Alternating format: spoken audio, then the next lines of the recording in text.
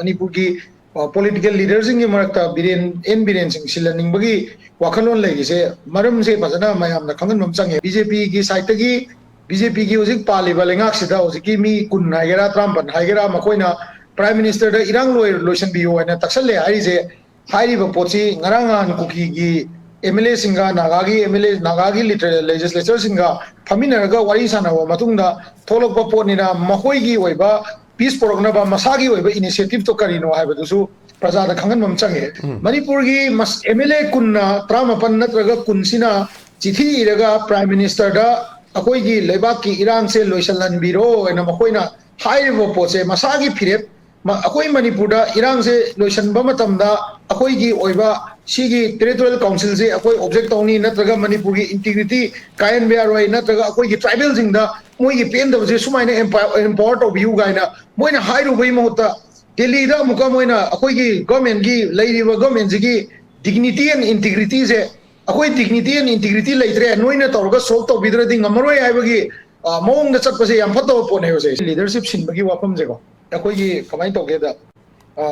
leadership sinbai wapam je kuki ga habdi usiki narco terrorist ka natraga illegal immigrants sing jiga akoi government jiga khana bai tare ko akoi mitai ga nataw government jiga khana bagi matang je hawrak padagi hawna kuki jingna hai tare narco terrorist amadi moi gi CSO sing na biren jing je sillo na ta ga lei bne hai tare ko ado masi hajik se kamai to ge da ngarangan prime minister kenoga home gi da ministry of home affairs gi da phamma matam khan market saida phamma matam da moigi agenda da kuki singna chief minister sillo highway agenda di pat bo palatra male adi news media sing na ko to ko matam da hanadi chief minister sillaga wari sanagadamni hojikna mu hojikti mu territorial council adagi separate administration na union territory rom na sum chathagre moi wari jida ada akoi gi maitai gi marakta maruina si maitai gi wa sunate ko Manipur gi leaders sing hai tai ko Manipur gi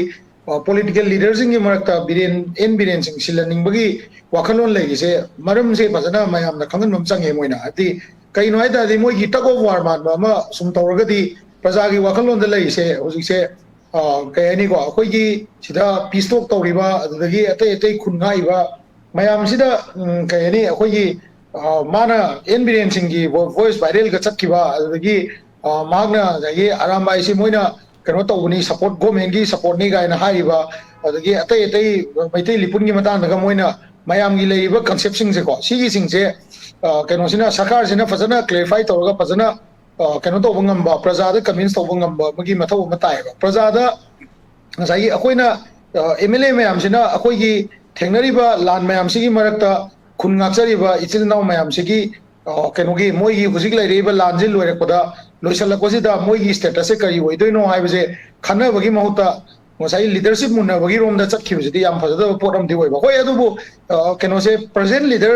kano house ki leader se sinbadi dakar lei haiba leiba targadi madugi leiri bagi maram du praja da phajana khangal lakanda miyam da convince tawraga masigi makhata ba sigi issue se kamaina puthadoino haibado khangmam changeba natradi army na Indian army ade Assam rifle na aspa karna thamdoi honari ngai marsida ichinaw khunga ko mayam sigi leiriba phibam je am clear oi da timing sida moina ngasai akoi gi political leaders singina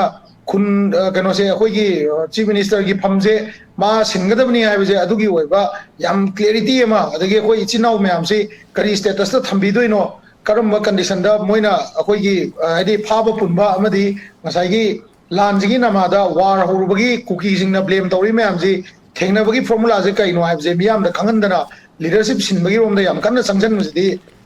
aran mamadi orakadra haiba du ai admaina khalle ai tare ko adu isu mathakta moi gi site gi ai tare ko BJP gi site gi BJP gi hojik pali balengak sida hojiki mi kun haigera trampan haigera makoina prime minister da irang loisan biyo ana taksalle hai je hairi ba pochi ngarangan kuki gi MLA singa nagagi legislature singa faminaraga wari sanawa matungda tholokpa potnina mahoigi oiba peace prognaba masagi oiba initiative to karino haibatusu praja da khangan mamchange the CSO jingda khangan mamchange ko chaidi maramni kaino ga elected person singna makoina oiraga CSO singna musaida akoigi apamado phangda matamda government pressure to bai sidi masana ta bane adubu ꯑꯩꯈꯣꯏꯒꯤ ꯃꯥꯒꯤ ꯃꯁꯥ ꯃꯁꯥꯒꯤ ꯐꯤꯔꯦꯞꯇꯣ ꯃꯤꯌꯥꯝꯗ ꯂꯥꯎꯊꯣꯛꯑꯒ ꯃꯅꯤꯄꯨꯔ ꯀꯥꯏꯕ ꯌꯥꯔꯣꯏ ꯈꯇꯪ ꯍꯥꯏꯕꯗꯨꯅꯗꯤ ꯐꯤꯔꯦꯞꯇꯤ ꯑꯣꯏꯗ꯭ꯔꯤꯕ ꯃꯅꯤꯄꯨꯔ ꯀꯥꯏꯕ ꯌꯥꯔꯣꯏ ꯍꯥꯏꯕꯁꯤꯗꯤ ꯒꯚꯔꯟꯃꯦꯟꯠ ꯑꯣꯐ ꯏꯟꯗꯤꯌꯥꯅꯁꯨ ꯍꯥꯏꯔꯤ ꯑꯗꯨꯕꯨ ꯍꯧꯖꯤꯛ ꯆꯠꯊꯔꯛꯏꯕ ꯃꯑꯣꯡꯁꯤꯗꯤ ꯁ꯭ꯇꯦꯞ ꯕꯥꯏ ꯁ꯭ꯇꯦꯞ ꯌꯦꯡꯉꯀꯥꯟꯗꯗꯤ ꯉꯁꯥꯏꯒꯤ ꯁꯨꯝ ꯃꯆꯦꯠ ꯃꯆꯦꯠ ꯍꯥꯏꯕꯗꯤꯀꯣ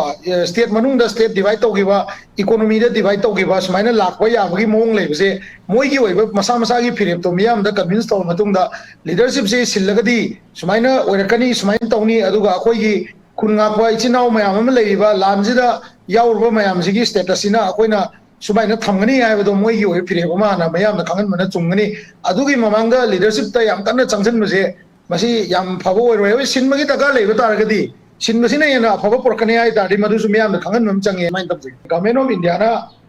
anywhere ko India ki manung sida moi gi oina di government of India ki manung da di state ki manung da anoba article sinaraga nataga constitution ki any article sinaraga da divisive policy ama create tawraga moi gi dilenga nuayan ba je moi mathau ne ba adu bo keno se territorial council ki matang je history ji sum yeng dan da ko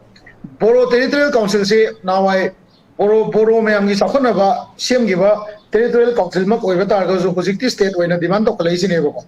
borogi state demand committee ga lekalaktana state oina demand to kalai sine ba aduna kaino hai ganda akhoi gi di autonomous district council ji manung da fund dagi kari dagi hena empower tawraga state ki manung da anuga governance ki model ama state beneath state ai tare ko aduma model ama lakpase akhoi di object tawbagi mawong da sum laigani maram di kaino hai ganda Manipur ki territorial integrity amadi political integrity se kayan beya deba hauji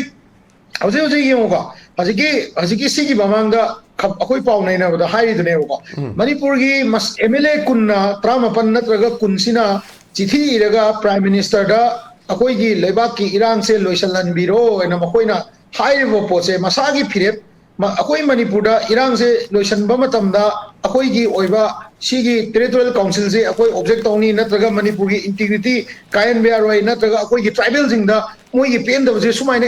empower to view gaina moina hairu bai mohta delhi da muka moina akoi gi government gi leiriba government gi dignity and integrity se akoi dignity and integrity leitre noina tawga solve to bidra ding amaroi aibagi mawong da chatpase yam phato pone hose sina maram oiraga ngasi 50 years akoi india da tilwa matung da bawda akoi oiba stand lobung ngamdana akoi tribal ichinau singsiga indigenous tribe leader leiriba akoi gi vote kara ba singsiga akoi gi leader singsiga phamina ka na akoi Manipur je sumaina lengak se na haibung ngamdabagi symptom ne basi je aduna ngasai gi hojigi territorial council oibe amo oibe government na khana bada constitutionally khana baduna khana bani adubu state ki leiriba political boundary amadi administrative boundary gi wang mada madu chatkiba taragadi madu aheng tung koina yengma matamda achauba mangjaba ama oirakani koigi mito khandokpagi kano se matter je sidi akoi Manipuri oinadi yam critical ne Assam ga Manipur ga khenaba lei ko Tripura Assam Manipur khenaba lei Assam di boundary kano ga international boundary leitaba state ne ko akoi Manipur ga Nagaland Manipur aduga Assam Tripura swai je yengma matamda yam khenaba lei West Bengal ga su khenaba lei ko akoi Manipur gi oinadi akoina 1951 demand to gi maram je kai ginoi ganda southern population ki search to akoina study to matungda koi CSO mayam jina expert committee mayam duga study to matungda 1951 jina base year oi bata gadi akoi gi original oi ba indigenous people hana chahi chama mamang di la ba sida yauri je even moi hoji kuki singna moina claim to jariba indigenous ne na claim to jariba haibedugi even 25% bawdi aduda sum yawgradra ina khalle ba ko adagi non Manipuri sing yawri ni adagi atopa furup mayam yawri even maitai resu mapanda leiro ba kuina leiro ba mo halaga Manipur le posing do kaigumba 1951 gi matungda moi lakoi tadi madu akoi indigenous people gi list yawroi dori ne ba aduda government na khitang ngasai gi aina sum kan mada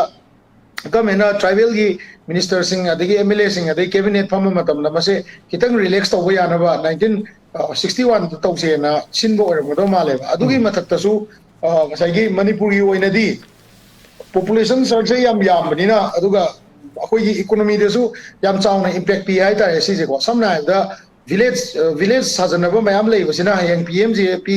kenogi akoi gi NREGS ki thabak kumba suba matam dadi moi gi khun gi account da oina khun gi ning thau gi da maming da paisa chang mokot pasigum mayam jina kamaina tawge ha ganda try macha mayam se for example logic se koi gi sigi purun ligli oi kai oi leiri mayam se moi gi di even kano cycle lom dagi moi gi district se cycle lom chakhi banina मोइदे इवन चेंग बाउदा फजना फंगमदो मानदेबा मरमदि हाइरिबा फुरुप अचौबदुना मोइना पिनिंगाना पिबा पिनिंग्रगाना तोकवा हाइतारेको अदुरा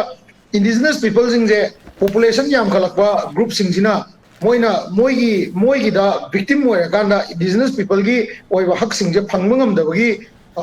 एंगल दा याम लैबा हाइतारे अदुना मरम होयगाना मणिपुर गवर्नमेंट जिना मसीगी बेजियर से डिस्कस तौ मतमदा बेजियर की वांगदसु करिगुम्बा इंडिजिनस पीपल 1951 की मतुंग दा लागा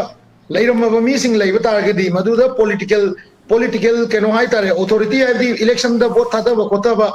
मागी अदुगुम्बा आधार कार्ड के कादो पीदबिदा मदु परमानेंट रेजिडेंट होइना अनोबा